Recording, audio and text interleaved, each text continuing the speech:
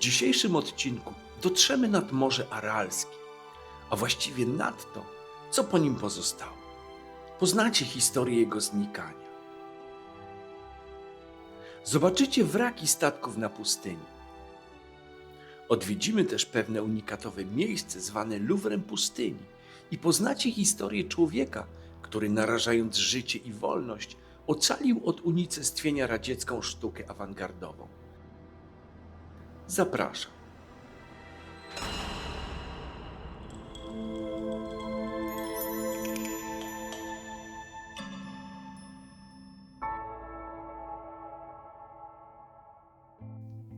Około południa wyjeżdżamy z Chiwy i jedziemy do Nukus, skąd kolejnego dnia wyruszymy nad Morze Aralskie. Wiezie nas ten sam kierowca, który 3 dni wcześniej zabrał nas z granicy turkmeńsko-uzbeckiej. Namiary na niego zostawię w opisie. Z przejścia granicznego Daszogus do Chiwy zapłaciliśmy $25 amerykańskich, a z Chiwy do Nukus z przerwą na zwiedzanie jednej z choryzmijskich twierdz około IV wieku przejazd kosztował nas równowartość około $55. Cała trasa, włącznie ze zwiedzaniem twierdzy, zajęła nam niecałe 5 godzin. Właśnie wjeżdżamy na teren Karakałpacji. To autonomiczna republika na terenie Uzbekistanu. Takie państwo w państwie. Nukus, do którego zmierzamy, jest jej stolicą. Minąwszy, uwaga, Boston, kierowca niespodziewanie zjechał z głównej trasy i po kilku minutach zatrzymał się nad brzegiem jeziora. To jezioro Akczakolskie. No to jesteśmy nad jeziorem. To jest słone jezioro. Latem tu podobno jest mnóstwo turystów, którzy się kąpią, jak w Morzu Martwym. Tylko teraz jest jezioro w remoncie. A stąd już kilka minut do przystanku na naszej trasie. Kyzylkala, czerwona twierdza, wzniesiona między I a IV wiekiem. Odrestaurowana i rozbudowana w XII wieku, kiedy królestwo Chorezmu było w pełni rozkwitu. Imperium w tym okresie obejmowało terytoria takich obecnych państw jak Iran, Azerbejdżan, Afganistan, Turkmenistan, Uzbekistan i znaczną część Pakistanu. Niestety, era świetności nie trwała długo. Królestwo zostało rozbite przez wojska Chingis-Khana w 1220 roku, gdy ówczesny panujący władca Ali ad-Din Muhammad, o którym wspomniałem w odcinku o Turkmenistanie, odmówił poddania się Mongołom, zabił ich posłów, a ich głowy odesłał Chingis-Khanowi. Jest to jedna z 50 twierdz relatywnie dobrze zachowana i częściowo współcześnie odrestaurowana, dzięki czemu możemy zobaczyć, jak wyglądała w wiekach średnich. Zwiedzanie twierdzy zajęło nam nieco ponad pół godziny, a do Nukus zajechaliśmy pod wieczór. Jesteśmy w Nukus, w stolicy Karakałpacji. To jest jakiś ładny budynek, na którym jest coś napisane. Pewnie coś ciekawego, ale nie wiem co. Nie umiem czytać po karakałpacku. Karakałpacja to autonomiczna republika w Uzbekistanie ze stolicą w Nukus, mająca swój parlament, rząd, flagę i konstytucję, ale kluczowe kwestie takie jak polityka zagraniczna, wojsko czy najważniejsze decyzje polityczne pozostają pod kontrolą władz Uzbekistanu. Powierzchnia Karakałpacji to prawie 40% całego Uzbekistanu. Mieszkańcy mają swój własny język, który obok uzbeckiego jest również językiem urzędowym. Ot, takie państwo w państwie. Na koniec dnia trafiamy na lokalny bazar, gdzie mimo wieczornej pory nadal jest tłoczno i gwarno. A później kolacja w miłej knajpce i wracamy do hotelu.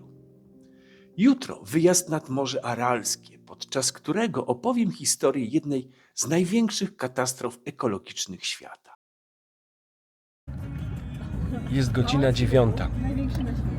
Wyjeżdżamy z Nukus, po drodze wstąpimy do jakiejś nekropolii, potem jedziemy do Mujnak, a stamtąd nad Morze Aralskie.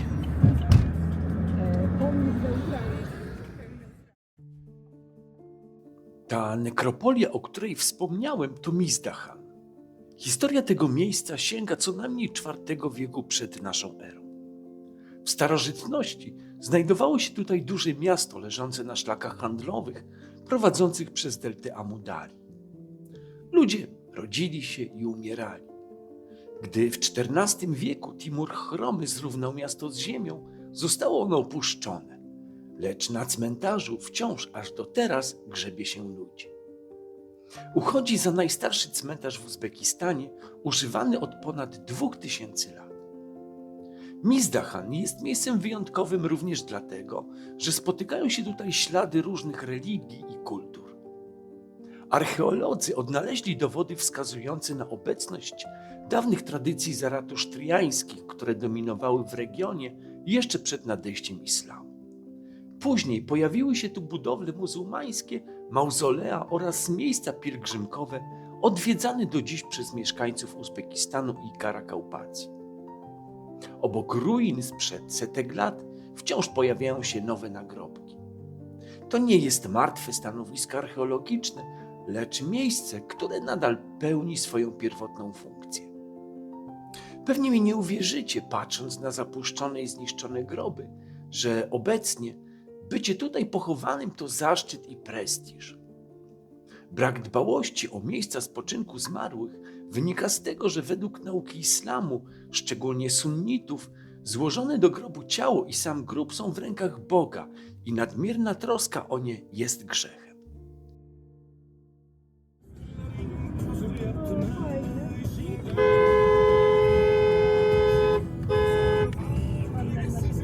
Do Mojnak docieramy około 14. Kiedyś było to kwitnące miasteczko portowe, największy ośrodek przemysłu konserw rybnych. Ale to już historia. Nie ma portu, nie ma przemysłu, nie ma ludzi. A do linii brzegowej Morza Aralskiego jest ponad 200 kilometrów. Tam, gdzie niegdyś był port, jest teraz cmentarzysko rdzewiejących statków rybackich, będących przestrogą dla nas, gatunku ludzkiego, że nasza pycha może nas zgubić i unicestwić. Jak widać, nasi tu byli. Morze Aralskie, a właściwie Jezioro Aralskie, to jeden z najbardziej dramatycznych przykładów katastrofy ekologicznej spowodowanej przez człowieka. Jeszcze w połowie XX wieku było czwartym największym jeziorem świata. Jego powierzchnia była mniej więcej taka jak powierzchnia Irlandii. Nazwa morze wzięła się z ogromnych rozmiarów i wysokiego zasolenia wody. Dziś jego ogromna część zamieniła się w pustynię pełną wraków statków, soli i toksycznego pyłu. Dla wielu ludzi Azji Centralnej stało się symbolem upadku całego regionu. Przez stulecia życie w tym regionie zależało od wody. Do Morza Aralskiego wpływały dwie wielkie rzeki – Amudaria i Syrdaria. To one podtrzymywały istnienie jeziora pośród pustynnego krajobrazu. Nad jego brzegami funkcjonowały porty, stocznie i zakłady rybne. W miastach takich jak Mojnak czy Aralsk codziennie wypływały kutry rybackie. Poławiono tysiące ton ryb rocznie. Działały konserwownie, a ryby z Morza Aralskiego trafiały do różnych części Związku Radzieckiego. Początek katastrofy nastąpił w latach 60. XX wieku. Władze Związku Radzieckiego postanowiły przekształcić Azję Centralną w gigantyczne centrum produkcji bawełny. Bawełna była dla Sowietów strategicznym surowcem. Nazwano ją nawet białym złotem. Problem polegał na tym, że pola uprawne znajdowały się na terenach pustynnych. Żeby je nawodnić, rozpoczęto budowę ogromnych kanałów irygacyjnych. Woda z Amudarii i Syrdarii została skierowana na pola bawełny ciągnące się setkami kilometrów przez pustynię Uzbekistanu i Turkmenistanu. Ale system miał ogromny problem. Kanały były budowane niedbale. Wiele z nich nie było uszczelnionych. Ogromne ilości wody wsiąkały w piasek albo wyparowywały w pustynnym słońcu, zanim dotarły do pól. Z roku na rok coraz mniej wody trafiało do Morza Aralskiego. Morze zaczęło się kurczyć. Najpierw powoli, później coraz szybciej. Poziom wody spadał nawet o metr rocznie. Rosło zasolenie, ryby zaczęły ginąć. Upadło rybołówstwo, ludzie tracili pracę i opuszczali miasta. Z czasem odsłonięte dno jeziora zamieniło się w nową pustynię, Aral Qum. Wiatr zaczął roznosić po regionie sól, pestycydy i toksyczny pył pozostały po dekadach działalności rolniczej. Katastrofa ekologiczna zamieniła się również w katastrofę zdrowotną. Morze Aralskie stało się jednym z najbardziej dramatycznych przykładów tego, jak wielkie projekty realizowane bez myślenia o konsekwencjach mogą doprowadzić do zniszczenia całego ekosystemu. W ciągu jednego pokolenia człowiek praktycznie doprowadził do zagłady morza, które istniało przez tysiące lat. Zmieniamy samochód i wyruszamy w poszukiwaniu uciekającego brzegu.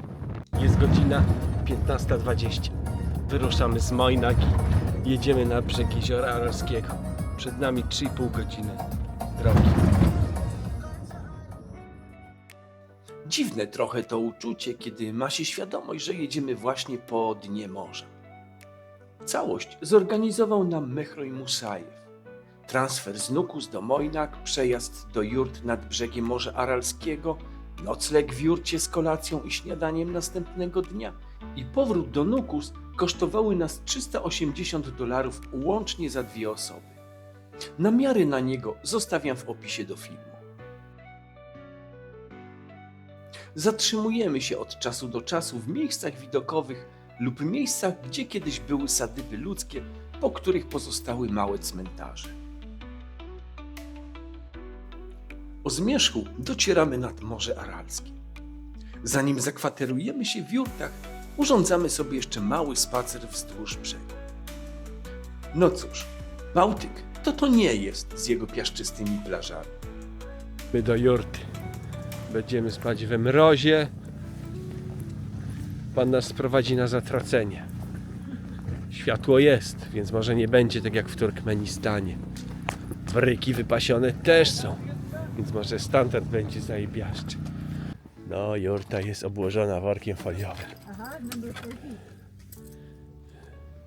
Oto jurta nasza.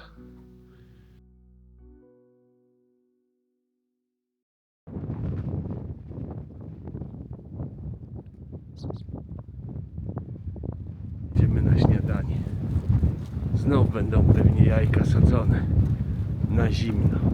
Już nie mogę na nie patrzeć. To jest nasza jadłodajnia. A to nasz szwedzki stół, który już opustoszał.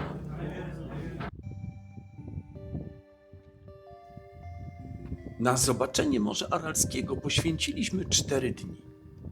Czy było warto? Sporo czasu w samochodzie, uciekające morze, w którym nie da się kąpać, monotonny pustynny krajobraz, kilka rdzewiejących kutrów na piasku.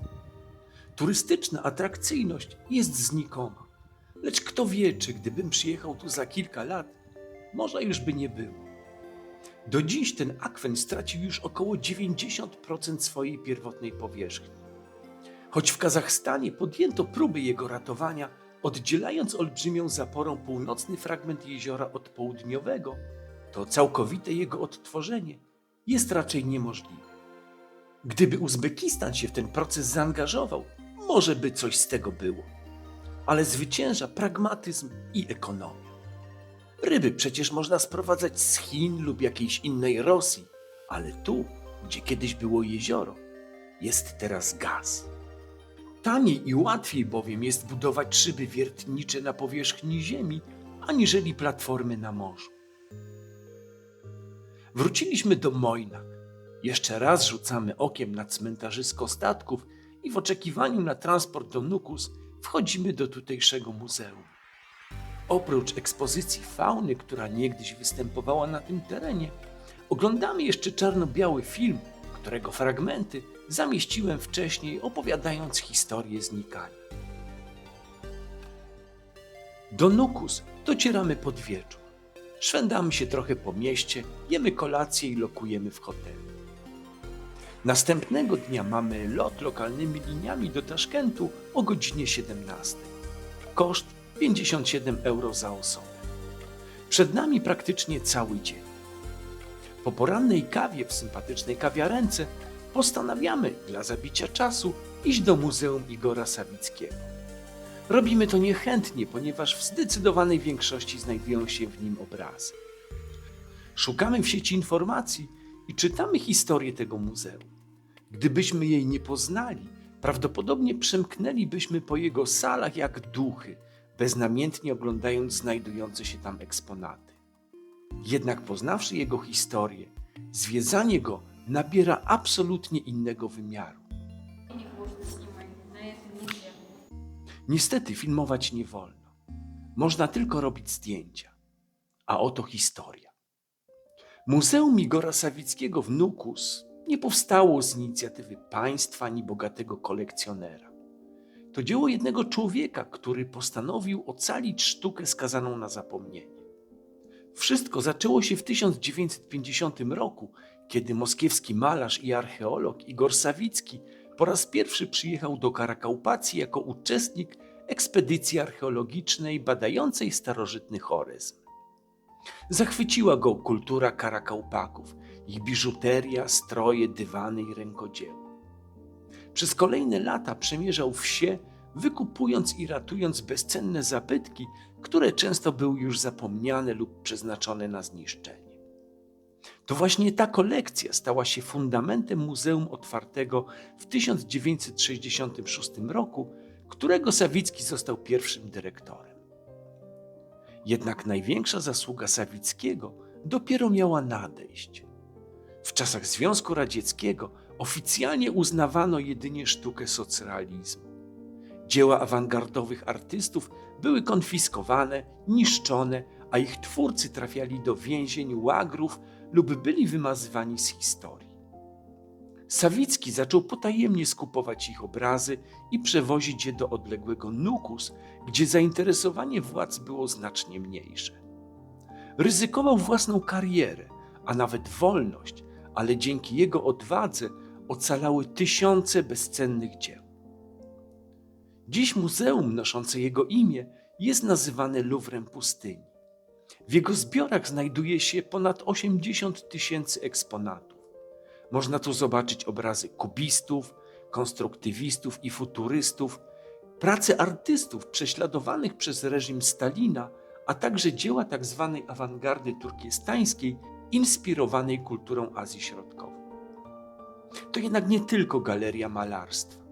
Muzeum prezentuje również unikatową sztukę ludową Karakaupaków, bogato zdobioną biżuterię, tradycyjne stroje, dywany, elementy wyposażenia jurty, ceramikę oraz znaleziska archeologiczne ze starożytnego Chorezmu liczące ponad 2000 lat. Dzięki temu w jednym miejscu można prześledzić historię regionu od antycznych cywilizacji po dramatyczne losy artystów XX wieku. Historia tego muzeum pokazuje, że czasami największym bohaterem nie jest władca ani zdobywca, lecz człowiek, który miał odwagę ocalić kulturę przed zapomnieniem. Dzięki Igorowi Sawickiemu tysiące dzieł sztuki przetrwały do naszych czasów i dziś stanowią jeden z największych skarbów całej Azji Środkowej.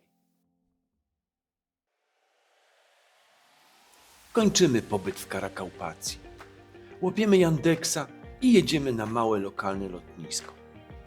Korzystających z aplikacji przestrzegam, że są pewne obostrzenia.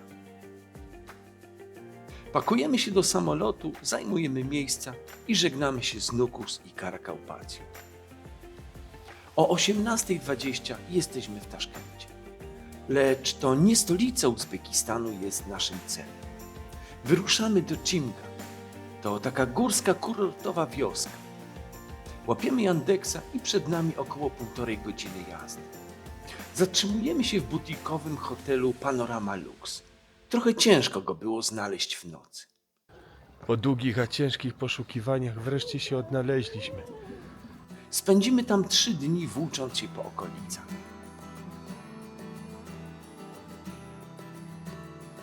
Zapraszam na kolejny film.